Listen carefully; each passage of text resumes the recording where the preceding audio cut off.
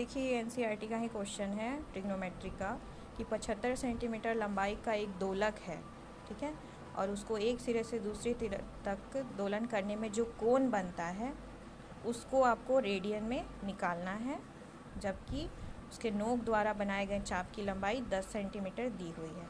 तो सबसे पहले देखिए दोलन, मान लीजिए ये दोलन है तो ये ऐसे ऐसे घूम रहा है, तो ज़रा ध्यान से देखिएगा।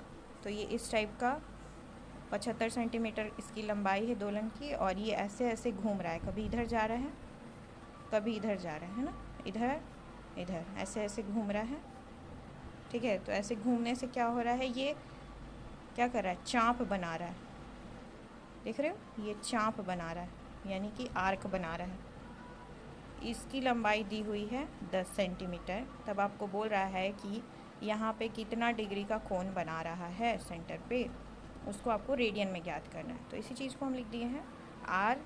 ये ज़रा ध्यान से देखो, ये जो दोलन है अगर हम इसको पूरा घुमाएंगे तो ये एक वृत्त बनाएगा।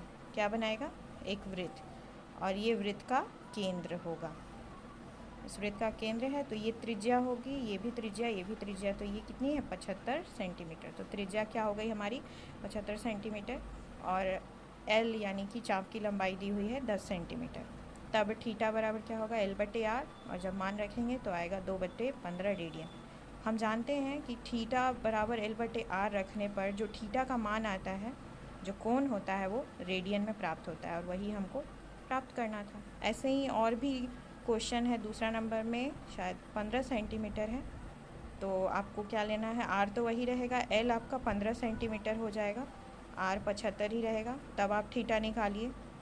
तीसरा में था 20 सेंटीमीटर, यानी एल 20 सेंटीमीटर है, चाप की लंबाई 20 सेंटीमीटर है, आर तो वही रहेगा 75 सेंटीमीटर, तब आप थीटा ज्ञात कीजिए।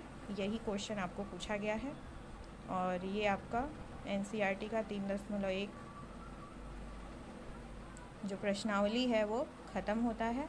अब आपको क्या करने हैं, एक्सरसाइज 3.1 प्लस जितने भी उदाहरण हैं वो आपको कंप्लीट कर लेने हैं। अब आगे बढ़ेंगे नेक्स्ट वीडियो में।